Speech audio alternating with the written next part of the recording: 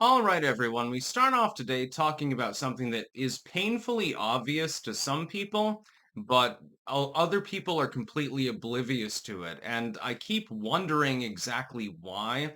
I have absolutely no idea at this point. Honestly, it's beyond me. The Democratic Party has decided that Mamdani should be effectively the face of their political party. And this follows in a trend. Basically, you've got three levels of communists that are leading the Democratic Party. Because the neoliberals, they don't know what the hell they're doing. So Schumer is off, in the wilderness, basically. Pelosi's a no-show. Even Clinton really isn't doing anything. So you've got Bernie Sanders, so old socialist. Then you've got AOC, middle-aged socialist, and then you've got Mamdani, young, well, youngish socialist. He's a little bit younger than me, I think, actually. I think he's 35. So you've got this sort of rotating branch of extreme leftoids that have views that are completely out of line with everything that the general public wants. So you look at competitive states, for example. And here's their problem. Here's where they go awry. Those sort of stances that, Bernie Sanders, AOC, and so forth that they work perfectly well if you're in an area which is far, far blue. If you're in Vermont, I mean, I realize that my state is run effectively by liberals, much to our detriment, by the way. So Bernie Sanders being reelected over and over makes sense here because he's actually got the will of the populace. This is democracy in action. The people are voting for what they want to see.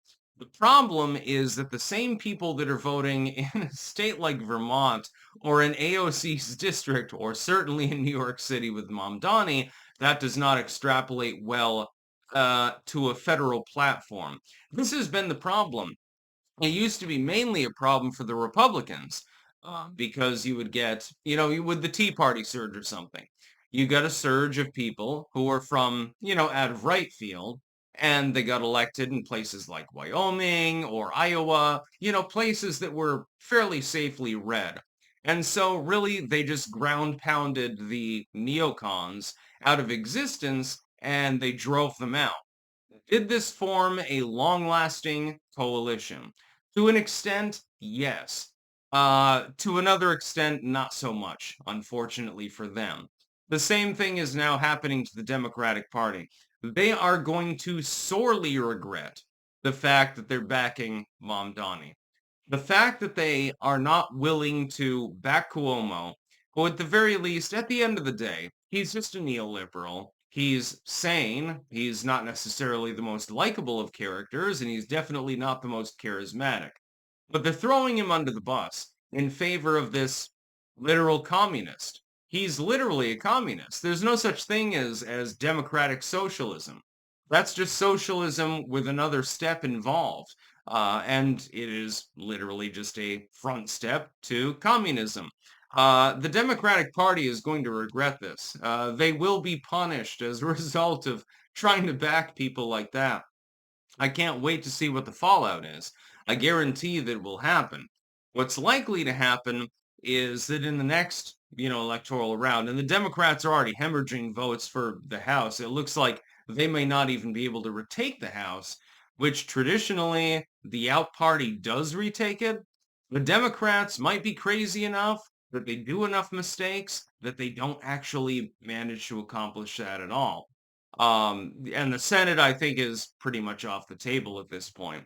What's going to happen is they back Mamdani. He does really well in New York City. Hey, he's almost certain to win. I would not put it past them to actually elect him.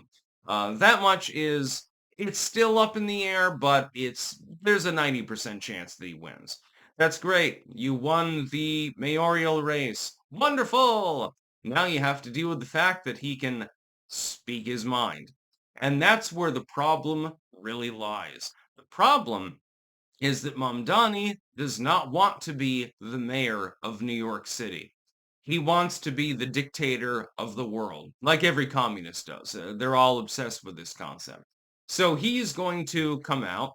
and he's going to make statements on national issues, which have nothing to do in some cases, by the way, with New York City. He's going to come out, he's going to talk about them, and then the Democrats are going to be scrambling because they're going to have to like make excuses for him. Well, he doesn't speak to our party at large. Well, he's only a mayor. Just ignore him, please. And it's not really going to work. We've seen this before. This has happened. It happened with the Tea Party, admittedly.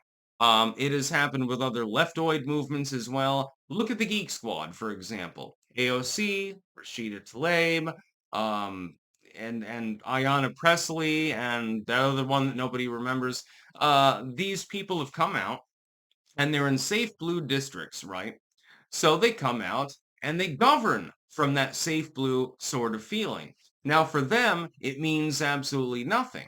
It's safe blue. You're going to get 70% of the vote just because you have a D after your name, but it becomes a real big problem for the party. I think at this point, Pelosi has basically just said, fuck it. At this point, she's gone back to her $5,000 refrigerator to eat her $100 ice cream cones and stuff like that. She doesn't even care anymore. She's like, fuck this shit. Schumer, he was never a leader to begin with. In the instance that he tries to be a leader, though, he has to deal with this shit.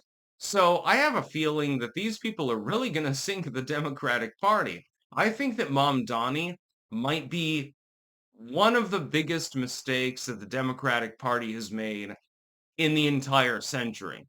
The other big one would be running Kamala Harris, allowing her to run and not shoving her aside for somebody else when Biden quite clearly couldn't pitch it. That was a problem. But I think that Mamdani might be a bigger problem, actually. It might be a bigger mistake because he's entirely self-serving. He doesn't care about the party. He only cares about himself. He can't run for the presidency because I believe he was born in Morocco, if I remember correctly. But at the end of the day, he's nothing but dead weight on the party. And the Democrats don't appear to understand this. Just don't get it. It's inexplicable to me. How can you look at the situation and say, "Oh, this is fine. Yeah, everything's perfectly kosher, dude." It's not kosher. It's not even close to fine. You've got a man in your party that is trying to be the figurehead of your party, and hoping that these people are at least intelligent enough to understand this. He's trying to be the head of your party, but he's alienating enormous blocks of voters, independent voters, Jewish voters, some Muslim voters, actually, because there's a difference between Shiites and Sunnis, by the way. Most people don't understand that either. He probably he eats his pizza like Donald Trump eats his pizza. He folds it up. He's a heretic. It's a little bit of a joke. But I mean, the dude doesn't know what the hell he's talking about half the time. He's going on stage with Bernie Sanders and AOC and stuff like that. This is wonderful for the Republican Party. It's not wonderful for the Democratic Party. You've got the aging literal communist. You've got Bernie. And then you've got the rat summer wannabe, which is middle-aged AOC. And then you've got this young-ish dude who's trying to be sort of the standard bearer of the party. And it ain't working.